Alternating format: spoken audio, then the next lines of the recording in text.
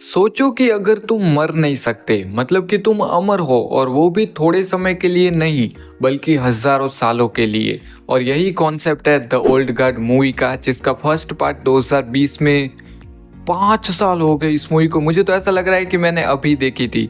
तो अब 5 साल के बाद इसका सेकंड पार्ट रिलीज हुआ है जिसका नाम है द ओल्ड गार्ड 2 एंड ये एक एक्शन मूवी है। तो सबसे पहले मूवी का जो कॉन्सेप्ट है उसकी थोड़ी सी बात करते हैं। तो कि इमोर्टल मतलब कि अमर होना कितना अच्छा लगता है नहीं सुनने में ही, और जो अमर होता होगा उसको कितना ज़्यादा अच्छा लगता होगा कि वो कभी मरेगा ही नहीं, वो बहुत सारे साल जिएगा और बहुत कुछ देखेगा। लेकिन मुझे लगता है कि एक टाइम जरूर से आता होगा जब उस इंसान को ऐसा लगता होगा कि बस अब हो गया, अब ख़त्म, अब मुझे मरना है। पर एक पॉइंट पर वो अगर मरना चाहे फिर भी वो मर नहीं पाएगा क्योंकि कोई ऐसा रास्ता ही नहीं है। और इसका सबसे हार्ड पार्ट ये है कि तुम्हारे आसपास जो एक नॉर्मल इंसान है, आम है, जिनकी एक एज हो जाएगी तो वो मर जाएंगे। तो अगर तुम उनके साथ ही हमेशा रहते हो, तुम्हारा उनके साथ अटैचमेंट है, तो एक ऐसा टाइम आएगा जब वो मर जाएंगे और तुम अकेले ही रह जाओगे। हाँ, एक बात है कि अगर तुम इमोर्टल हो और तुम्हारे आसपास भी कुछ ऐसे लोग हैं जो तुम्हारे जैसे ही है तो तुम उनके साथ हमेशा रहोगे। लेकिन फिर भी ऐसा होता ही है कि बाकी जो आम इंसान है उनके साथ अटैचमेंट हो जाता है। और जिसमें सबसे बड़ी और खास बात कि अगर किसी से प्यार हो गया तो क्या होगा, क्योंकि वो तो सामने वाला इंसान एक नॉर्मल इंसान है जो 70-80 साल या ज़्यादा से ज़्यादा 90 साल तुम्हारे साथ रहेगा। एक तरीके से तो इतना भी नहीं हो सकता है क्योंकि प्यार तो समझ लो 20-25 साल के बाद होगा, तो ज़्यादा से ज़्यादा 50 साल वो आपके साथ रहेगा। तो फिर एक टाइम आएगा कि वो चला जाएगा, तो एक दर्द तो अंदर से होता ही होगा। एंड अगर आपको याद नहीं है तो याद दिला दूं कि अभी मैंने जिस चीज़ की बात की वैसा ही हम कुछ पहले देख चुके हैं।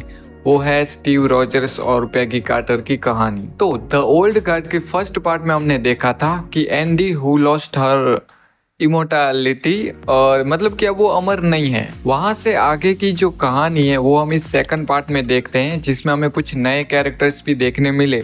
जिसमें सबसे पहली इस बार की जो एक विलन है वो हमें देखने मिली, और ये जो विलन है वो पृथ्वी की सबसे पहली इमोर्टल है। वहीं दूसरी एक और लेडी देखने मिली जिसको हमने वैसे फर्स्ट पार्ट में ही देखा था, जो एक एंडी की फ्रेंड है जिसको समुंदर में डाल दिया था ऐसे ही जिंदा, और वो भी एक इमोर्टल है। तो वो इतने सालों से, करीब कुछ 500 सालों से समुंदर में ही थी। तो अब वो इस सेकंड पार्ट में वापस आ चुकी है, मतलब कि वो समुद्र में से अब बाहर है और अभी भी मस्त जवान और क्यूटी है।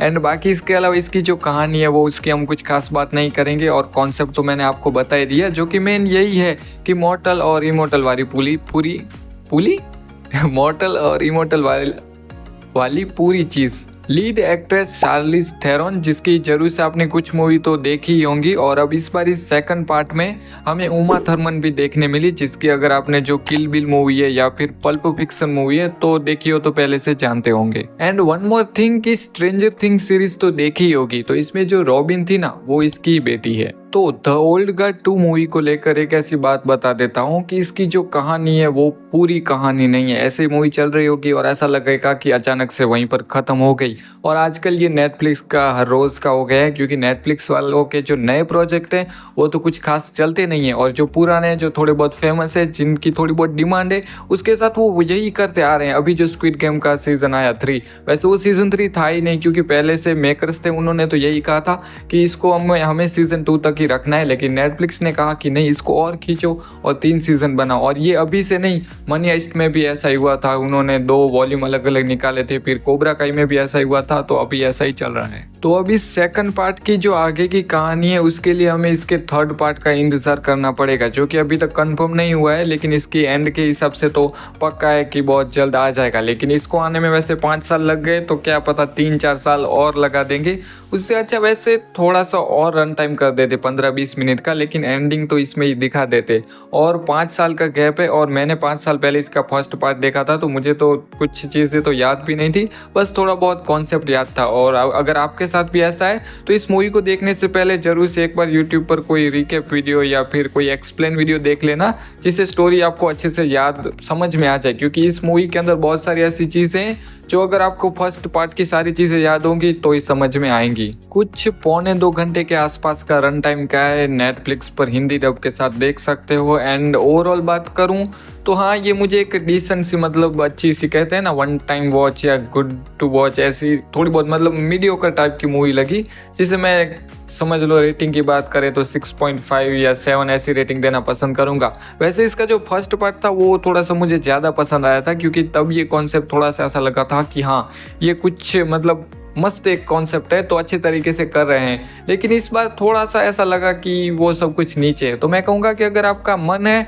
तो देख डालो, कोई प्रॉब्लम नहीं है, पर कहानी से उतना एक्सपेक्ट मत करना कि सब कुछ, क्योंकि एंड ही नहीं है, आप उससे ही समझ लो। क्योंकि ये कोई ऐसा लगता है कि एपिसोड खत्म हुआ और आगे अब देखने मिलेगा, तो इसका एंड है ही नहीं। तो मैं कहूँगा कि आपके हिसाब से अगर आपको लगता है कि मन है तो हाँ देख डालो, कोई ऐसी नहीं है कि बड़ी डिसअपॉइंटमेंट होगी, लेकिन बहुत कुछ ज़्यादा भी एक्सपेक्ट मत करना। और अगर अभी तक देख लिए तो कैसी लगी वो जरूर से कमेंट में बता देना। बस आज की वीडियो में इतना ही। पसंद आया हो तो लाइक शेयर कमेंट जो भी करना है कर देना। एंड चैनल पर नए हो तो सब्सक्राइब कर लेना ऐसे ही और वीडियोस के लिए।